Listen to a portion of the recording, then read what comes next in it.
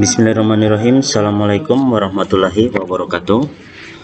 Kembali bertemu lagi dengan saya Rahmat Patansi di pembelajaran Bahasa Indonesia materi untuk kelas 11 Madrasah Aliyah. Sebelum kita lanjut, saya menginginkan adik-adik sekalian untuk berdoa terlebih dahulu. Silakan berdoa. Amin. Guru hebat, negara kuat. Semoga kita semua selalu terlindung dan selalu terhindar dari wabah virus corona yang sedang melanda negeri kita. Dan jangan lupa tetap patuhi protokol kesehatan serta tetap menjaga jarak, menggunakan masker, dan mencuci tangan menggunakan sabun di setiap aktivitas yang Anda lakukan. Judul pertemuan kali ini masih lanjutan dari pertemuan yang sebelumnya tentang teks prosedur. Jadi jika Anda belum menonton video sebelumnya, akan saya lampirkan di link deskripsi nanti linknya ya. Perhatikan dan simak video ini dengan baik-baik dan juga sampai dengan selesai agar nanti tidak ada kesalahan penafsiran yang Anda terjemahkan nanti melalui pembelajaran ini. Mengembangkan teks prosedur.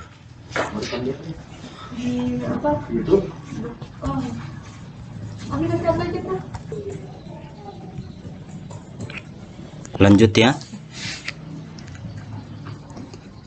Jika nanti ada hal yang kurang dimengerti, silakan ditanyakan. Insya Allah akan saya jawab dengan sebaik-baik mungkin.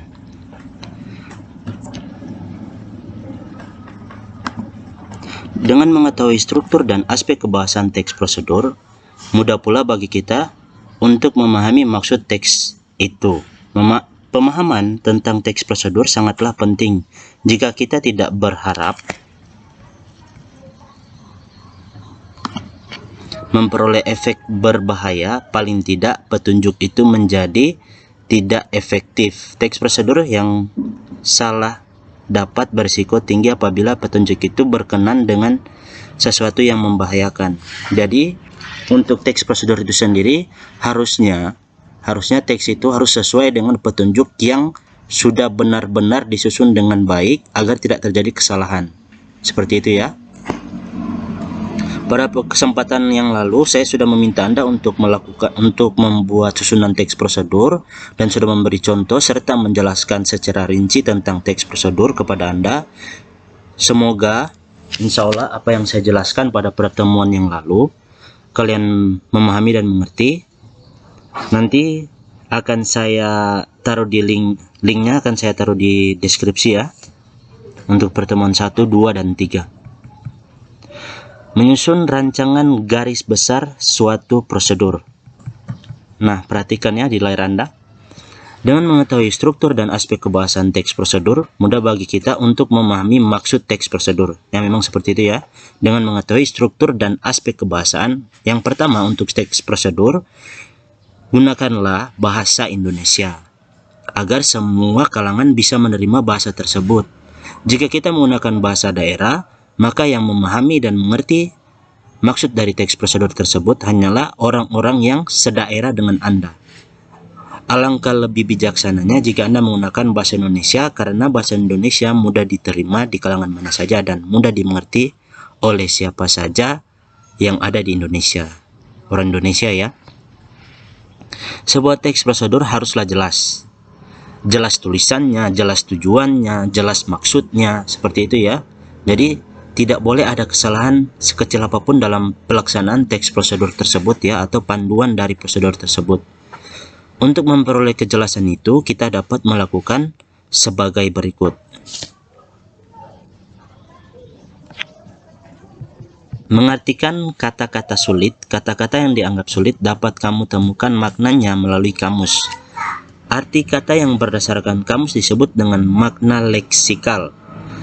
Arti kata yang berdasarkan konteks kalimat disebut dengan makna struktural. Perhatikan ya. Jadi untuk lebih mudahnya, jika Anda merasa lebih mungkin agak ribet di kamus ya, silakan Anda mencari penjelasan langsung saja ke Google. Nanti Google yang akan arahkan Anda atau memberikan Anda arti secara instan dan cepat.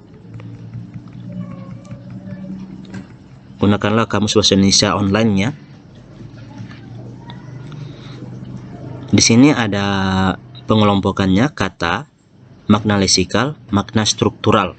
Perhatikan ya, ini contohnya ya. Kualifikasi. Kata kualifikasi.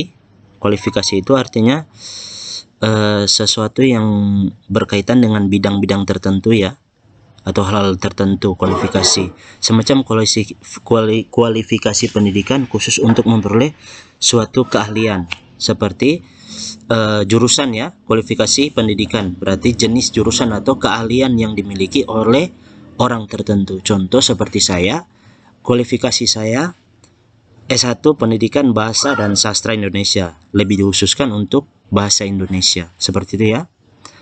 Makna struktural, keahlian yang diperlukan untuk melakukan suatu pekerjaan. Jadi lebih ke arah kebutuhan ya. Makna struktural ini lebih ke arah kebutuhan. Jadi dibutuhkan tenaga bidang apa. Seperti itu ya. Kedua, keahlian yang diperlukan untuk melakukan sesuatu, menduduki jabatan dan sebagainya. Ini ya makna leksikalnya. Ini adalah penjelasan tentang makna strukturalnya. Kandidat, calon atau bakal ya. Contoh seperti calon bupati, calon gubernur, calon presiden, atau bakal calon. Artinya kalau bakal ini, makna dari kata bakal itu sesuatu atau seseorang yang kemungkinan besar akan menjadi calon atau pasangan dari calon nomor 1 atau pasangan dari calon yang lainnya. Itu bakal ya, bakal calon atau bakal. Jadi makna bakal di sini sesuatu yang belum tentu ya, belum ada kejelasan yang lebih merinci ya. Seperti itu yang pengertian kata bakal. Kedua, pengikut atau penempuh ujian. Nah, di sini makna strukturalnya adalah calon pegawai ya. Calon pegawai ya. Verba, dari segi verba secara lisan bukan tertulis, bersifat hafalan kata kerja. Jadi sini makna strukturalnya itu kategori secara lisan ya. Jadi artinya ini 1, 2, dan 3 ini tergolong ke dalam secara lisan ya. Secara lisan artinya diucapkan ya, diucapkan. Berikut, memaknai maksud teks secara keseluruhan. Hal ini dilakukan untuk mengetahui topik umum beserta langkah-langkah yang ada di dalam suatu teks prosedur. Misalnya, teks tentang teknik berwawancara yang telah kamu pelajari sebelumnya. Topik umumnya adalah cara mengikuti suatu wawancara ketika melamar kerja. Seperti contoh-contoh yang sebelumnya, silakan Anda membuka kembali contoh-contoh atau penjelasan sebelumnya ya. Topik tersebut meliputi beberapa langkah yang isinya mengarahkan seorang pencari kerja dalam mengikuti tes wawancara sehingga ia diterima di suatu perusahaan. Seperti itu ya. Memaknai maksud teks secara keseluruhan. Jadi itu maksudnya ya. Silakan Anda baca juga. Jangan lupa ya, ini dicatat. Dan apa yang saya jelaskan tolong didengar dengan baik, disimak dengan baik. Bagian tugas, tapi di sini kita tidak akan mengerjakan tugas ini ya. Bacalah dengan seksama tugas teks berjudul Kiat Tetap Semangat pada Hari Senin. Ini prosedur ya. Hal apa yang kita butuhkan dan apa saja yang harus kita lakukan. Ini ya, ini poin-poinnya. Poin A, ini penjelasan-penjelasannya.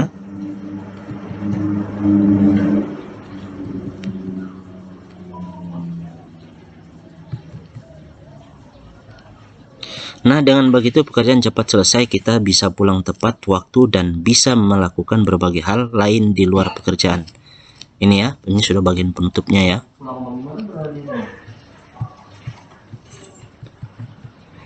Setelah selesai membaca teks di atas, ikuti bagian berikut ini secara berkelompok. Catatlah kata-kata sulit yang ada di dalam teks tersebut. Tentukanlah maksud dari isi teks tersebut.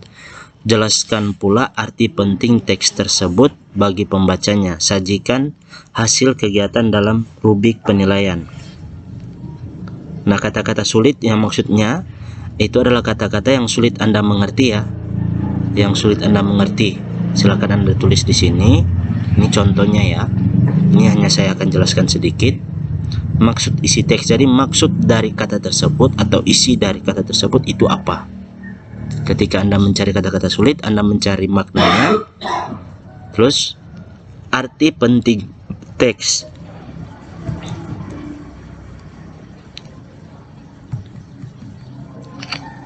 Kamu telah selesai menemukan kata-kata sulit dalam sebuah teks. Tahap berikut, presentasikanlah laporan kelompokmu di hadapan teman-teman lainnya. Nah, ini jika kita tatap muka, maka kita akan mengerjakan beberapa tugas secara bersamaan dan saya akan memberikan contoh kepada Anda lebih jelas ya, seperti yang di sini yang tertera di video ini ya. Nanti di sini ada sebuah penilaian, tapi kita tidak akan melakukan hal yang demikian karena kita hanya melakukan pertemuan daring ya, tatap muka secara online. Perhatikan ya, mengembangkan teks prosedur. Nah, bagian pertama tadi sudah dijelaskan. Nah, bagian kedua ini kita masuk pada bagian pengembangan teks prosedur dengan memperhatikan struktur dan kaidahnya. Jadi struktur itu susunan yang ada pada teks prosedur. Kaidah itu dari segi penulisan, bahasa, titik koma, dan lain sebagainya yang berkaitan dengan kaidah penulisan pada teks prosedur itu sendiri. Dalam mengembangkan teks prosedur, kita terlebih dahulu perlu mengetahui perbedaan atau persamaan yang ada di dalam teks yang berbeda. Hal tersebut merupakan tahapan membandingkan satu teks dengan teks lainnya. Nah, pada pertemuan yang lalu saya sudah sempat menyinggung sedikit tentang membandingkan teks yang satu dan lainnya, baik dari segi judul yang sama. Contoh ya, judul yang sama ini saya maksudkan adalah contoh cara membuat nasi goreng pedas, atau yang kita bandingkan dengan yang satu, cara membuat nasi goreng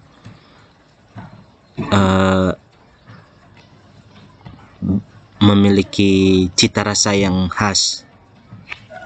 Jadi dari segi judul sama-sama membuat nasi goreng, tapi dari segi penerapannya itu berbeda. Kalaupun dibedakan dengan teks yang lainnya, cara membuat nasi goreng dan cara membuat bakso ya, perbedaannya sangat jelas. Tapi di situ tetap ada beberapa kesamaan.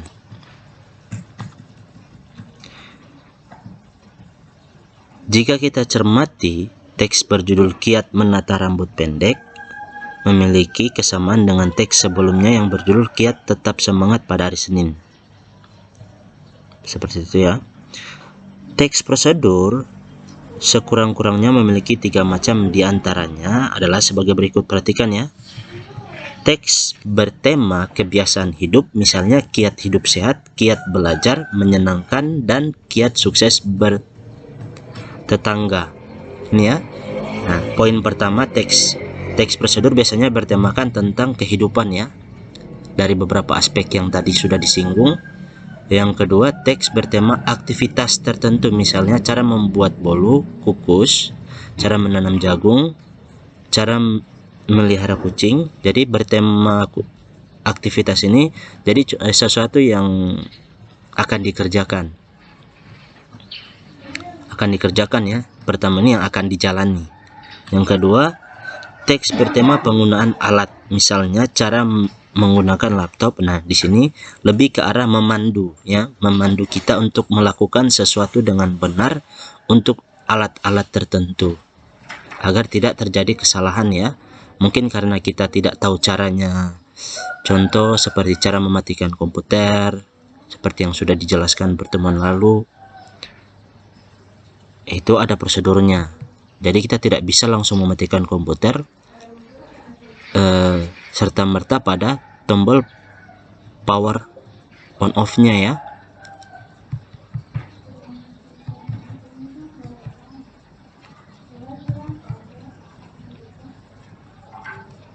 Nah, ini silakan kalian baca ya. Dan jangan lupa ya, segala macam contoh yang judul-judul teks prosedur itu ditulis ya. karena itu salah satu contoh yang dapat membantu pengembangan Anda tentang teks prosedur itu sendiri ya.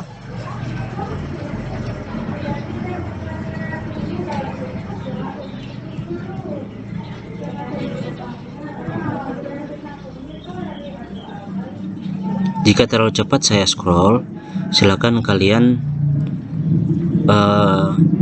pause ya. Ini dari segi perbandingan ya, dari struktur teks, kaidah teks.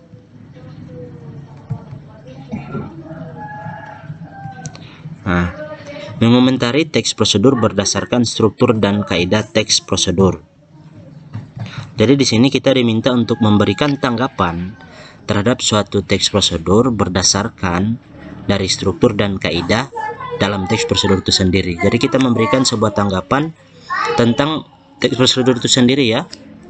Apakah dari segi strukturnya sudah baik atau masih ada beberapa yang perlu ditambahkan. Begitu juga kaidah kebahasannya apakah sudah bagus. Seperti itu ya. Nah, ini ciri ban tepat untuk musim hujan.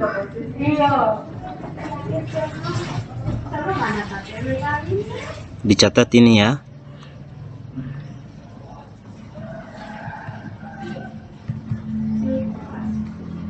Nah, setelah kamu membaca teks di atas, ikutilah beberapa instruksi berikut.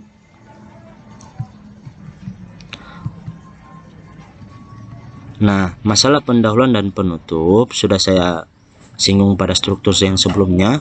Jadi silakan Anda isi ya. Anda kerjakan ini ya, tugas yang ini ya. Apakah teks itu memiliki pendahuluan dan penutup? Ya atau tidak. Jadi dicentang ya. Penjelas dicentang juga, penjelasan dicentang juga ya.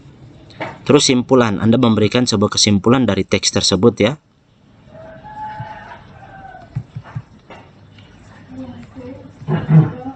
Nah, ini tidak usah, karena ini diperkelompok ya, jadi tidak usah ditulis.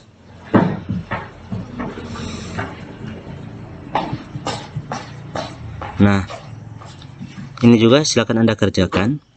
Analisislah sebuah teks prosedur lainnya berdasarkan struktur dan kaidah-kaidahnya. Laporkan hasil analisismu dalam format tabel berikut. Seperti pada teks prosedur sebelum-sebelumnya yang sudah ada, silakan kalian pilih yang mana kalian mau analisis, mau Anda kerjakan ya. Di sini aspek yang dianalisis, struktur teksnya, pembahasan. Contoh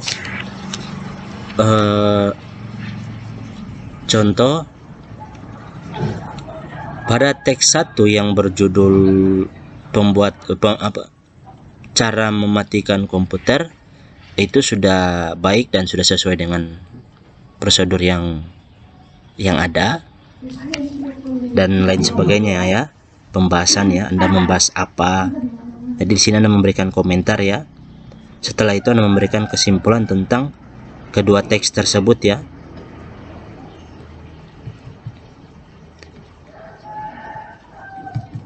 Jadi bagian struktur teks ini kalian bahas dua pembahasan, teks 1, teks 2 yang Anda sudah pilih. Bagian B ini 2 pembahasan juga, teks 1, teks 2 yang sudah Anda pilih. Jadi lanjutan dari pembahasan teks yang Anda pilih, struktur teks ya, bagian A ya. Setelah itu Anda berikan kesimpulan mengenai kedua teks tersebut ya.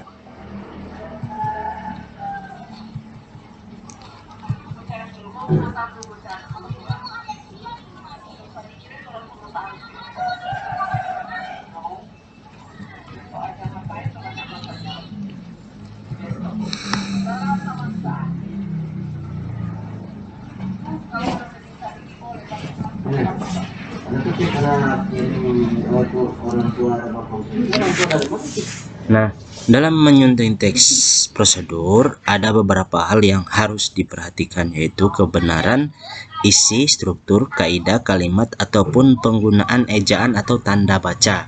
Paham ya? Jadi dalam penulisan atau pembuatan teks prosedur, hal-hal tersebut sangat mempengaruhi teks itu sendiri. Yang pertama, perhatikan ya. Hal pertama yang perlu dilakukan agar tidak membandingkan diri sendiri dengan orang lain adalah kenali diri sendiri. Titik. Jika Anda mengenal diri sendiri, koma, nah penempatan titik komanya harus sesuai ya, agar tidak terjadi kesalahan ya. Ketika Anda melihat keberhasilan orang lain, membuat Anda terpacu menjadi lebih baik, bukannya merasa minder atau sedih dan lain sebagainya ya. Silakan Anda baca. Ada dua jenis kesalahan dalam cuplikan tersebut. Yang pertama, pembentukan kata kenali dalam kalimat satu tidak tepat, seharusnya mengenali. Nah, ini ya, ini merevisi ya, memperbaiki kesalahan yang ada. Kalimat 2, tidaklah efektif. Kalimat 2 dan 4 tidaklah efektif. Kalimat tersebut tidak jelas subjeknya.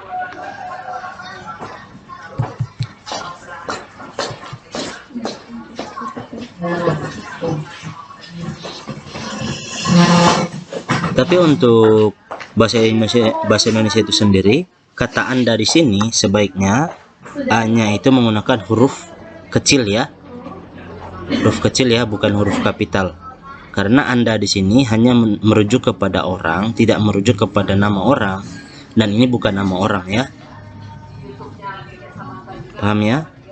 Untuk kajian bahasa Indonesia yang sekarang ini kurang lebih seperti itu. Silakan ditulis ya.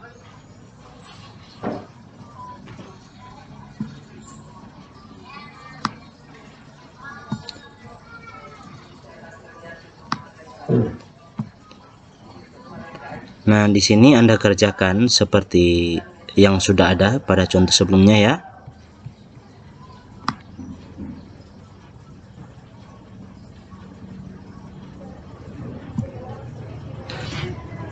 Penulisan kata-kata dari bahasa asing yang digunakan dalam bahasa Indonesia harus dimiringkan. Tunjukkanlah contoh kata yang dimaksud dalam kalimat-kalimat di bawah ini, kemudian perbaikilah. Nah, seperti ini ya. Nah, dengan begitu pekerjaan cepat selesai, bisa pulang on time. Nah, on time di sini artinya harus dimiringkan ya, harus menggunakan huruf miring ya, karena itu menandakan bahwa itu bukanlah merupakan bahasa Indonesia. Kata asingnya. Perbaikan penulisan harus miring ya, seperti itu contohnya. Jadi silakan Anda kerjakan juga yang bagian ini ya.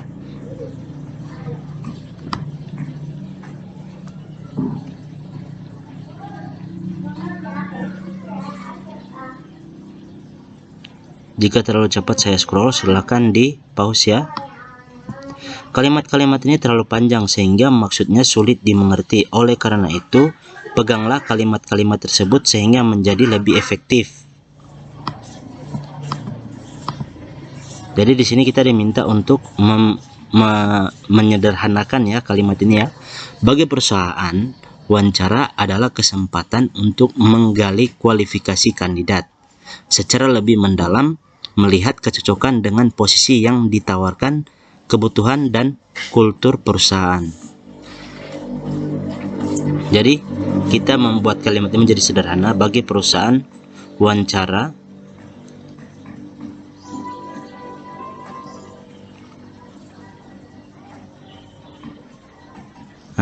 ini dihilangkan. Bagi perusahaan dihilangkan, kita langsung masuk pada wawancara adalah kesempatan, untuk ini dihilangkan. Menggali kualifikasi kandidat dihilangkan. Kandidat ini ya, kandidat dihilangkan. Secara mendalam, lebih ini dihilangkan. Secara mendalam, melihat kecocokannya dengan posisi, melihat posisi yang ditawarkan. Jadi kecocokannya dengan itu dihilangkan, ini dihilangkan. Posisi yang ditawarkan, kebutuhan dan kultur ini sudah tidak perlu lagi ditulis ya, dihilangkan karena sudah mewakili posisi yang ditawarkan ini ya. Seperti itu perbaikannya ya, menyederhanakan kalimatnya. Nanti ini Anda kerjakan juga ya, silakan Anda sederhanakan. Jadi mohon maaf ya, saya memberikan Anda banyak tugas. Jadi silakan kerjakan semua tugas yang saya minta. Nanti untuk pertemuan berikutnya akan saya periksa ya untuk siswa saya. Setelah menyelesaikan tugas-tugas di atas, langkah selanjutnya ikutilah instruksi berikut. Tampilkan kembali teks prosedur yang telah dibuat. Lakukanlah silang baca dengan salah seorang temanmu. Ini dikerjakan bersama dengan teman ya. Tapi ini saya tidak akan minta. Cukup sampai di tugas tadi saja. Di sini ya. Jika masih ada yang kalian bingung atau sulit dimengerti, silakan ditanyakan ke saya di kolom komentar. Nanti akan saya jawab dengan sebaik-baiknya. Dan untuk siswa saya, silakan tanyakan melalui WA pribadi ataupun grup ya untuk pembelajaran kali ini. Cukup sekian yang dapat saya sampaikan. Terima kasih, semoga bermanfaat. Sekian, wabillahi taufiq hidayah. Wassalamualaikum warahmatullahi wabarakatuh.